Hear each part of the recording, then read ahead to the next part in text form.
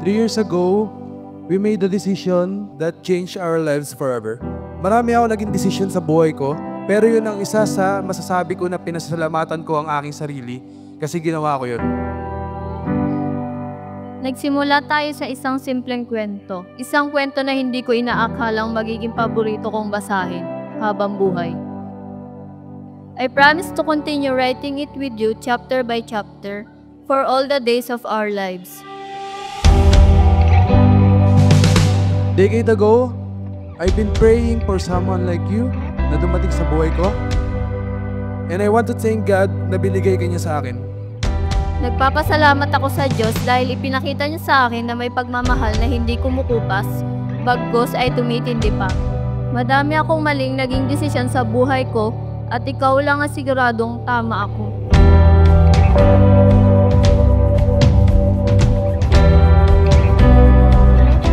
When life is not easy anymore, when difficult moments happens, can you still say to each other, I love you, and express how much you love each other?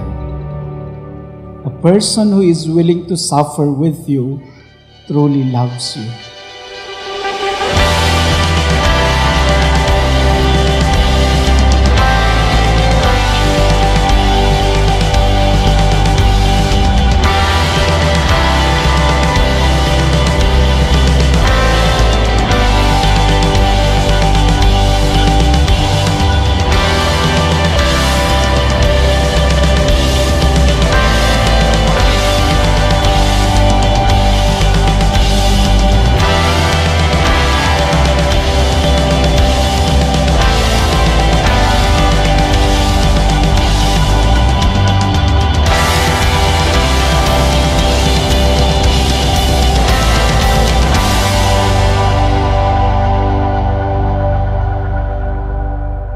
Salamat dahil dumating ka sa panahong kailangan ko ng karamay.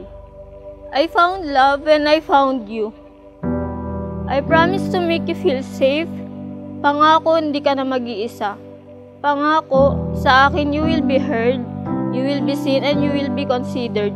You can tell me everything, laugh if you want to, and cry if you need to.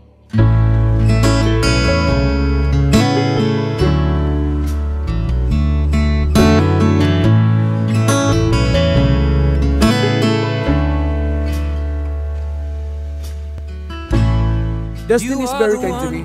Talagang ginawa ka pang kapitbahay ko. At tuwing umaga nakikita kita naghuhugas ng plato sa likod ng bahay niyo mula sa bintana ng kwarto ko. Sa panahon na yon, parang gusto kong maging plato at kumain ng bula. My life is already planned bago ako dumating sa buhay ko. Lahat naka-timeline. At ikaw yung kumumpleto nito. There are no words to express my gratitude for feeling me, especially for giving me our blue. We were sitting in a parked car, stealing kisses in the front yard. We got questions we should not ask, but how would you feel if I told you I loved you? Mahal, tanggapin mo tong gift ko sa'yo in stock Canada para makapture natin mga moments natin. Mahal, tanggapin mo tong regalo ko sa'yo. Relo, para lagi mong maalala na oras ko'y para sa'yo at bawat segundo ng buhay ko, ikaw ang gusto kong makasama. Happy 3 years, mahal ko. Your future wife, Mara. Tell me that you love me too. Ang buhay may asawa, buhay palagi ng sharing. Hindi lang sa kutsara, hindi lang sa plato, hindi lang sa baso, but you are going to share everything. Today, I not only marry you, I also marry your dreams, your ambitions, and your soul. I promise to make you feel safe. Pangako, hindi ka na mag-iisa. Pangako, sa akin you will be heard, you will be seen, and you will be considered. You can tell me everything. Laugh if you want to, and cry if you need to.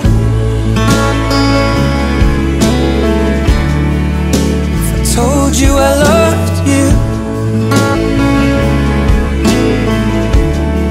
It's just something that I want to do. I'll be taking my time, spending my life, falling deeper in love with you. So tell me that you love me too.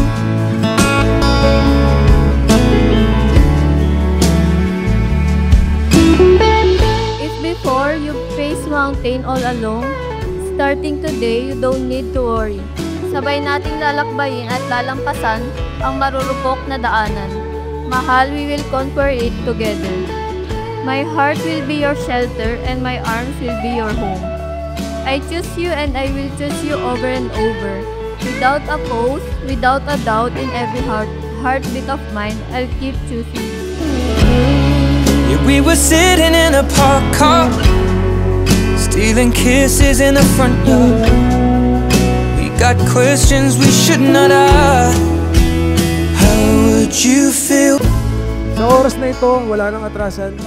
Desidido na akong maging kasama mo sa mga susunod na araw, linggo, buwan, taon, dekada, at hanggang sa walang hanggan. Lahat ng mga pangarap ko, itutuloy ko at kakabitin ko pa din. Pero this time, kasama na kayo. I really appreciate you. And I love you so much, mahal. Falling deeper in love with you.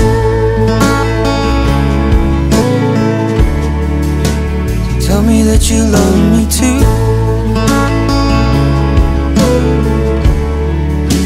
Tell me that you love me too.